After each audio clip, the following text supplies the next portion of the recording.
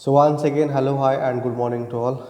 आज हम class 9th circle chapter का और एक थ्योरम को आज हम प्रूव करेंगे।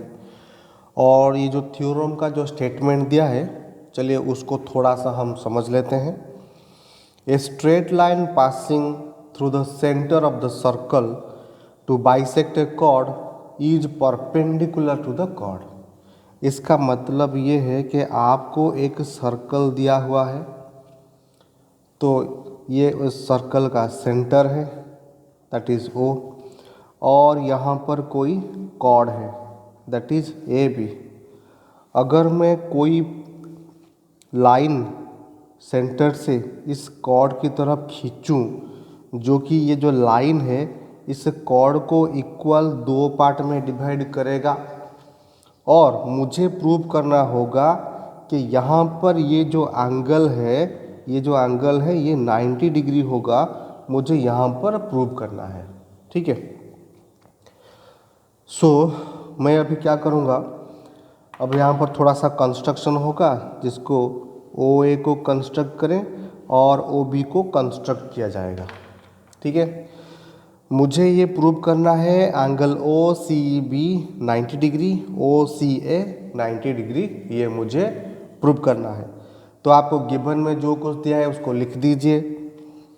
उसके बाद टू प्रूव में क्या करना है, टू प्रूव में आपको दिखाना है O C perpendicular to A B.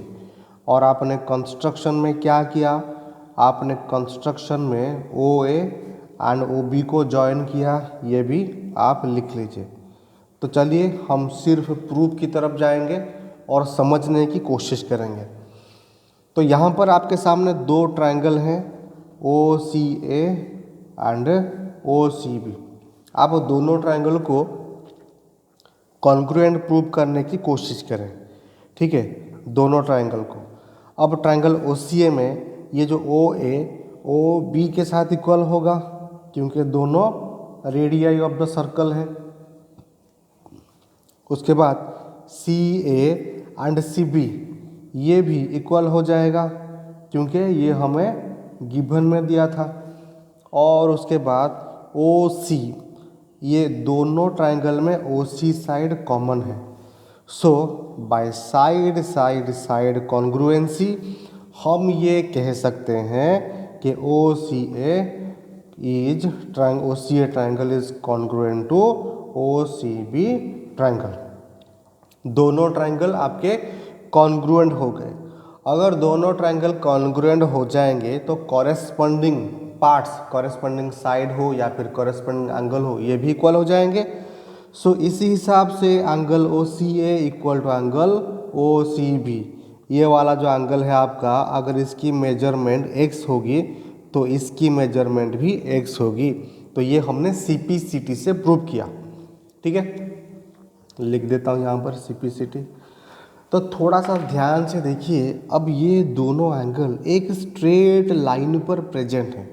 ये दोनों एंगल एक स्ट्रेट लाइन पर है, तो इसीलिए इन दोनों का जो सम होगा ये 180 डिग्री होगा, और जिसका कॉज में लिखूंगा लीनियर पेयर। अब 2x is equal to 180, x की वैल्यू कितनी हो जाएगी 180/2, इसको कैंसिल करूंगा तो 90।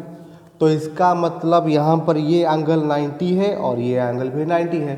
मुझे इसी को ही प्रूव करना था।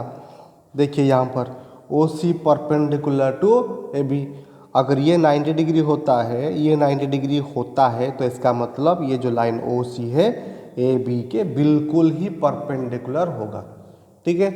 तो आशा करता हूँ कि आपको ये थ्योरम अच्छे से समझ में आया होगा। तो मिलते हैं नेक्स्ट थ्योरम में, तब तक के लिए keep learning, stay fit, stay healthy and good bye.